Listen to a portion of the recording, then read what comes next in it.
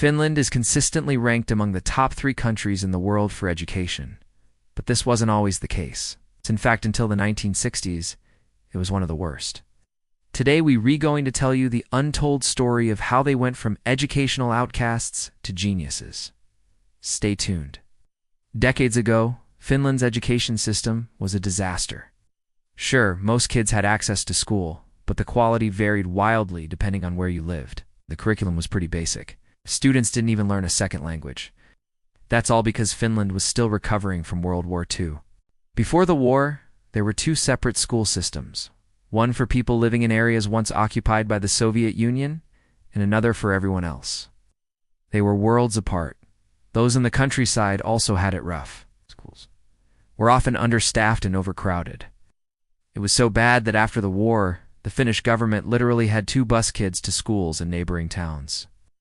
It wasn't ideal, but at least everyone was learning something. That couldn't be said about the thousands of children with special needs who received almost no schooling at all. The government did establish special classes within regular schools to accommodate them. But the policy was more of a suggestion than a mandate. So many of these students were left behind. But by the 1960s, things finally began to turn around. The government wanted to reform the education system and make it consistent across the country. The problem was, they didn't know where to start. Enter the United States of America. At the time, America was basking in the glow of winning World War II. Many saw it as a shining example of democracy, capitalism, and yes, even education. So it shouldn't have been surprising that the Finnish government reached out to them for help. What may surprise you, however, is what happened next.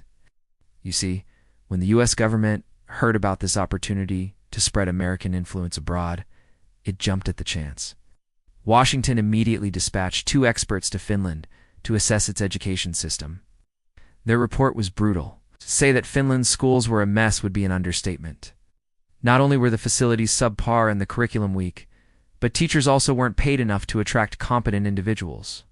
According to the report, Finland risked falling further behind its European counterparts if it didn't take immediate action. In other words, it needed to raise its standards.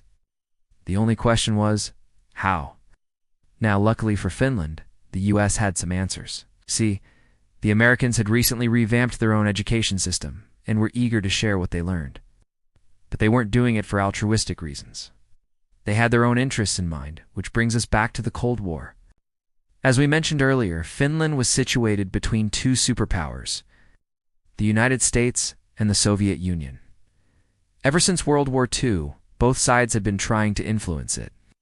The Soviets, with their promises of communism, and the Americans, with their promises of democracy.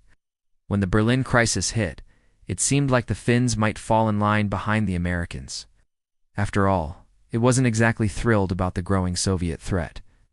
The problem was, they couldn't risk angering Stalin either, so it adopted a policy of neutrality instead. This decision left it vulnerable to Soviet aggression, which prompted the U.S. to devise a plan to safeguard its ally. They called it Operation Blackboard. Launched in 1948, this program aimed to improve Finland's education system and make it more resilient against Soviet influence. We should mention that Finland wasn't the only beneficiary. The U.S. also sent educational advisors to Germany, Italy, and Japan. But today we're going to focus on Finland. The first step was to draw up a new national curriculum that was consistent across the country. This meant all children would learn the same things, regardless of where they lived. The second step was to introduce a new teacher training program. Up until this point, most teachers simply completed a 1-year teacher training course after high school, but this didn't produce very good results. As we mentioned, the education system was rather basic, so the U.S. pushed for a 4-year degree program instead. These changes were a big deal. After all, they essentially overhauled the entire education system from scratch. But as they turned out, they were just the beginning. You see, the U.S. had a third secret weapon: books. They believed that textbooks played a vital role in shaping young minds, and they wanted to ensure that Finnish students had access to the best ones. So they compiled a list of 1,000 titles that covered everything from literature to science to history.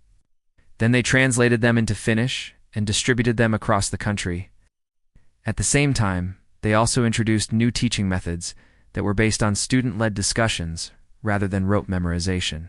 By the 1970s, Finnish kids were acing their studies, leaving their Western European peers behind. But some parents and teachers missed the old ways and worried about vocational training. Despite this, Operation Blackboard continued for another decade. In total, 130 Americans served in Finland under this program. By the end of the 1980s, the results were undeniable. Finland had one of the best education systems in the industrialized world. Its students routinely topped international tests, and more people were graduating from university. This was especially impressive considering the size of the country. With a population of just 5 million people, it didn't have the resources of the United States or China, yet it was punching well above its weight class. But the real test came in the following decades. As the Soviet Union collapsed and the Cold War ended, America's influence waned, and Finland was free to chart its own course. Would the education system survive this change? Well, the answer is yes, and it's all thanks to one key factor: teachers. Ever since the United States introduced the 4-year degree program, Finland made sure to attract only the best and brightest to the profession. Today, it has the highest ratio of teachers to students in the world.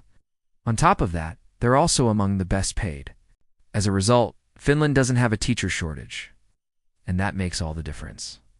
Compare this to the United States, which has one of the lowest ratios of teachers to students in the industrialized world. But what about the quality of education? How does Finland ensure that its teachers are up to scratch? Well, that's thanks to the National Board of Education. Established in 1998, this organization is responsible for setting national standards and monitoring schools. If a teacher doesn't meet these standards, he or she can be fired. That's why Finland has one of the lowest rates of incompetent teachers in the world. In the United States, it's estimated that 25% of teachers are ineffective. In Finland, that number is less than 5%.